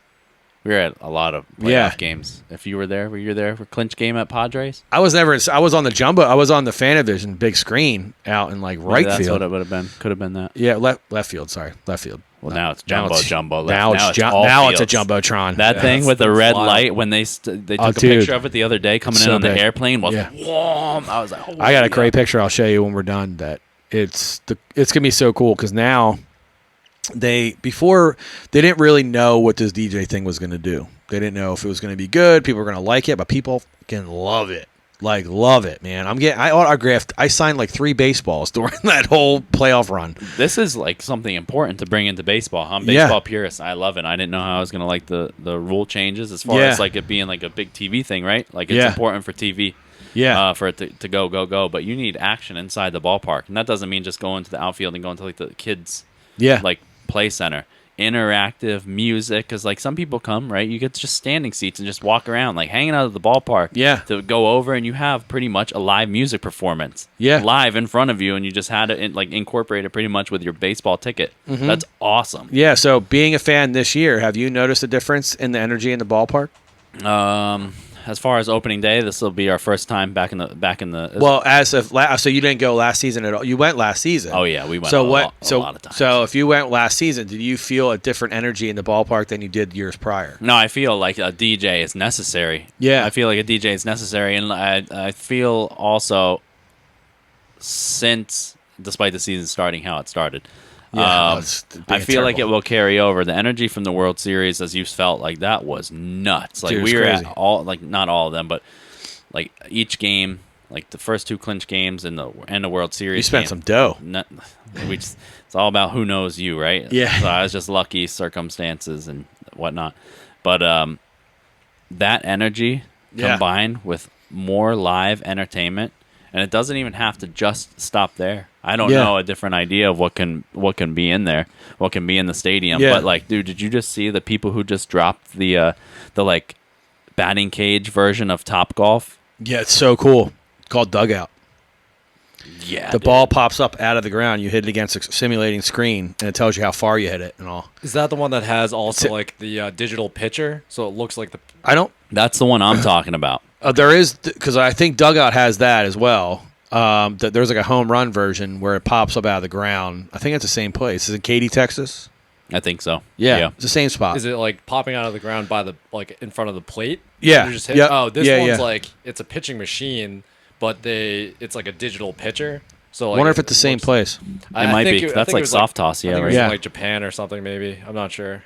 But nonetheless, super cool. Interactive experience at the ballpark. We can't stress how important live music is. It's cool when there's just music on the speakers anyway. Yeah. But you got the guys there doing it, guys or girls, whoever it may be, whatever ballpark it is. That's awesome. Back in the day at the Vet, you can pick a pitcher from the MLB and bat against him at the speeds. I was like 12. Yeah. And I picked Randy Johnson. 99 mile an hour fast. Literally.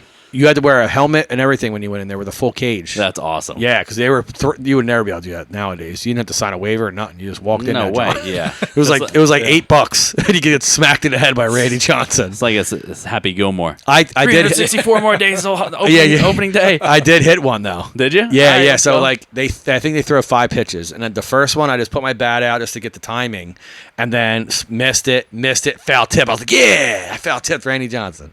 I was so hype. Bucket list thing. Make contact off of Randy Johnson. Yeah. He won't believe it if I ever met him, but he won't believe it. That's something cool that I have gotten to do. I've met John Kruk. I just did an event with Mickey Morandini, the Philly fanatic. Obviously, I'm with him all the time. During the World Series, I didn't really get to interact with any. We don't really get to interact with a lot of the players, which kind of sucks. But my friends got lucky. My one friend Hollywood is one of our DJs. He got to meet Castellanos, which was really cool. Nice. And Harper at a random event. My buddies got to meet Brandon Marsh. That was cool. But this year, hopefully, if it goes through, I'm gonna be doing we're all gonna be doing it. Aaron Nola's doing a charity bowling event. John and Alpha Flight are gonna donate baskets to that event. And I'm gonna be DJing it. I'm assuming Aaron Nola's gonna be there. Awesome. That'd be dope. Yeah, it's sick, right? I love bowling. Yeah, right. You want to go bowling? Yeah, you like bowling, don't you? Yeah. Okay, I love bowling. Means you'd be good at cornhole. Yeah. You love cornhole too. Yeah, I was a bowler growing up. I did the Sunday leagues and stuff. Same. Every morning Sunday. Yeah. My parents Did you have your own bowling ball? Yeah, I have it downstairs. I have my own shoes too. They have skulls on them. I have my own bowling ball too, but it's a size 8 and the fingers are too small. It's in my house right now. Yeah, I have a 13-pound strike ball and I have a 12-pound spare ball. Nice. Little spare wooden guy. No, it's actually dull, so it spins really well. Nice. Yeah. Okay. Oh, he bowls. Yeah. But I use the house balls. I suck. Like I'm terrible. You can't get grip right on the floor. Yeah. Mine are good, man. Like my strike ball only goes. It has no spin. My spare ball, I can spin that sucker. Got it. Yeah, Nice. love that thing, man. I was terrible. When I first got it, I'll never forget. I'm like, damn, I suck now. And it's funny. The same thing happened when I got my new golf clubs. Man, I suck now. It's like when you get a new thing, it's like you have to learn a different way of using it. Especially as we age. Yeah, I know, right? Now I can barely bend over to bowl now. But like my back hurt after bowling like last Sunday for like 2 hours. My top knuckles for bowling. Yeah? Yeah. The top fingertips. Oh, yeah. Where you put the ball in. Yeah. Like What's your ball preference weight-wise? 10. 10? Okay. 10. I don't know, whichever one's open. No, I'd say probably like maybe 10 or whatever. Yeah, I always go for the heavy ones. I feel like they're going to knock the pins off faster. I don't know how to It's do like momentum. the spin thing, so like I just like to throw it and then What do you say? You huck it. You huck it. Yeah, huck it. Yeah. With ultimate spin. We're all about velocity here. Yeah. Do you have any more questions for Mr. Pancakes and Protein Shakes? No? Come on, Ben. Yeah, Co-host, muster up a man. question, co-host. Yeah.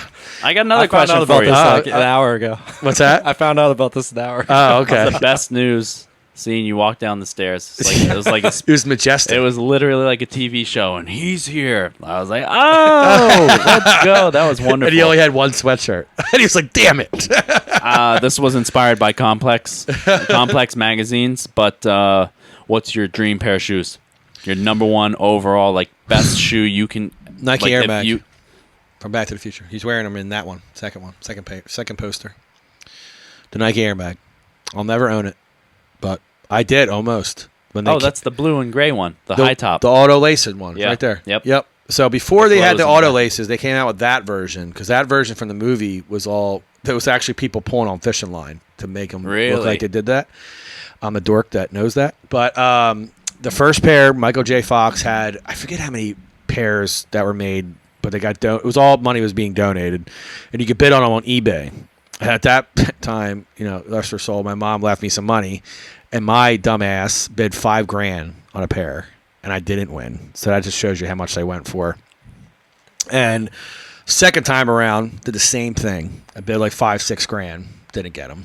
So I'll probably never own a pair. I've seen them, I've held them, I've tried the pair on, but I'll never own them. I own a fake pair from the Halloween costume store.com. Yeah. Okay, fair. Because I dressed up as Marty McFly one year. I had that full outfit that he's wearing right there. I'm a big Back to the Future nerd. Dang. Yeah. That explains it then. Yeah, big Back to the Future guy. I have every probably collectible besides the Lego DeLorean. I have all in that closet. That and Voltron collectibles in there. Is a DeLorean something that sells out? I didn't know there was this market for Legos. It's absolutely Dude, insane. it's wild. And I didn't know these were multi-$1,000 things. Yep. Like the Air Force One or the shoes Ben's wearing, the Dunks. Yeah. Or whatever. Yep, Not the Dunks. Jordan- the Air Jordan 1. The high The ones, like the red and Chicago's. white ones. Yep. Yeah. I'm in D.C. The mall ain't even open. I have to. We're at my best friend's wedding, and I had to go get a tie last minute. Go hit a lift at DMV Iron to make us really last minute and really be late for this wedding. And there's a line wrapped around the mall. It was for the Lego store for that shoe drop of the Lego. Insane. I didn't even know that was a thing. Back to the Future DeLorean. It's actually a remake of this poster, I believe. Doc's not in it. I don't believe Doc's in it, but it's Marty and a DeLorean. It's sold out in minutes. Nice.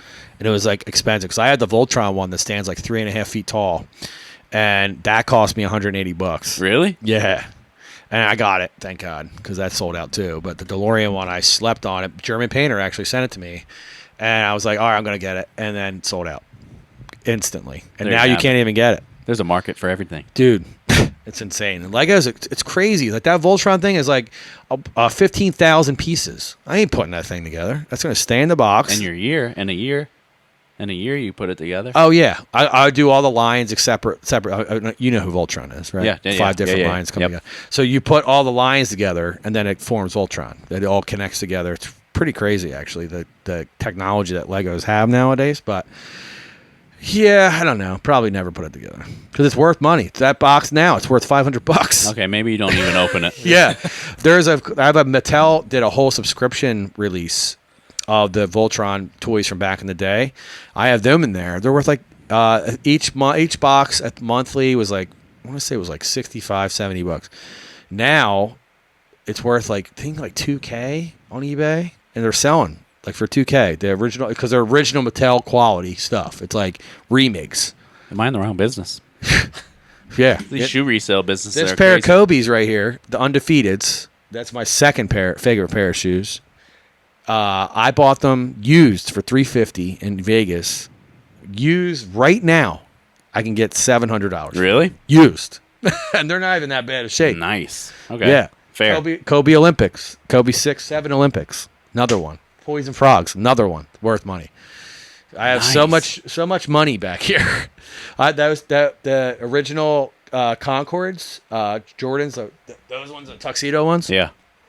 Used. They're used. Wore them like 4 times. Still get like $500 for them. Really? Yeah, I have like $10,000 on this wall. Nice. Yeah, dude. The shoe game is insane. Yeah, there's a couple pair like these CP3s. They ain't worth shit, but I like them. These LeBron 9 lows. They're not worth shit, but Right. all my Jordans are worth money. Got it. All my Kobe's are worth money. I got through COVID selling sneakers. Really? All my doubles and like all these Reeboks up here. They're all collab stores from boutiques over in Europe, Okay. and some of them are out of business.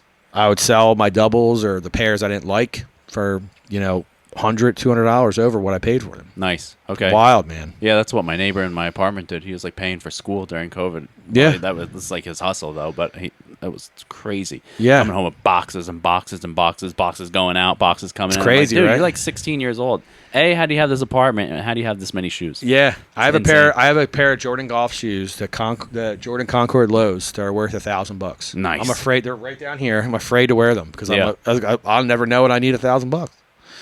No, you keep them insurance policy. Literally. That's fine. All right, $1,000 you like the foam posits too, right? Yeah, big Yeah. foam guy. They're So- coming back. Yeah, Love that. Complex just released a new video today with Penny Hardaway. No shit. Talking about his I'll have stuff, to yeah. watch that because Yeah. his OG, his first pair, his white pair is coming back out. I'm gonna get those from my Pink Philly one's coming stuff. back out. Black one's coming back out, I think. I just took my foams down. I had a foam posit shelf. I have the pink ones. Yeah. I The only love foam those. posits I ever got was like an Air Force One foam posit. Yeah. Yeah. I know the ones you're Yeah. talking about. Yeah, Yeah. I love 2010. foams, man. They're coming out with all red ones. Like, oh god, and they're so bulky and so like huge. But I'm gonna get them. A lot of people wear them in the gym. Yeah. I remember like coming up in the gym and like everyone's wearing these foam posits. I'm like, damn, you guys buying $250 shoes to trash. Yeah. You're on the stairs in $250 shoes. I'm like, that's insane. Yeah, I don't wear those. I actually I do now, but you won't catch me in some of my pairs there. Like I have a pink pair, probably not. Trying to think, the asteroid pair probably. I don't really care about those. I feel like They were a they'd be gift. good in like wet weather. You know? Yeah, they're like, the water repellent. that's Yeah. the one thing that like I always like worry about sometimes when I'm looking at my shoes. I'm like, it's gonna rain today, and it's like, Eh, That's fuck it. impacting your whole outfit. Yeah. So to wrap things up, do you want to plug anything you got coming up? Yeah, there's something really important coming up actually on April 11th from, I would say at 5 o'clock. I'm going to be there, but I think it's 5:30 to 10:30 at Lucky's Trading Company Okay. under the name of Sunshine Sandwich Shop.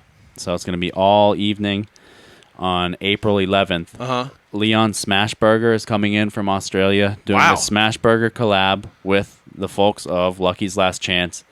And if you don't know, Lucky's Last Chance has a really popular burger, the peanut butter and jelly burger. Yeah. And it's outstanding.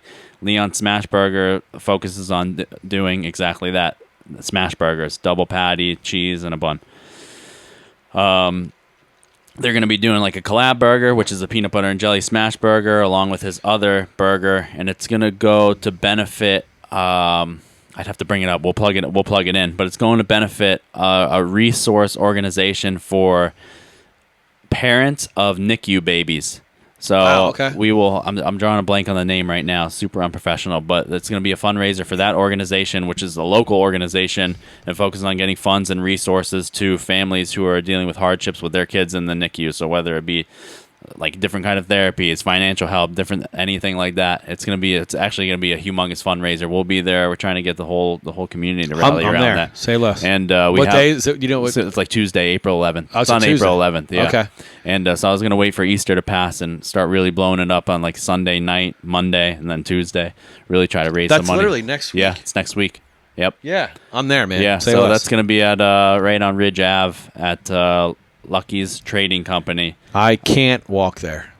which you can't walk there because you live in Conshohocken. Off of a red bridge. Off of the red bridge. And Ben and Treg's going to be there if they're, not getting their gains. But It's going to be a really great fundraiser. Chris Barnes' kids, I'm not going to speak for him, were in the NICU for like 5 months. So it's something that's really near and dear to his heart.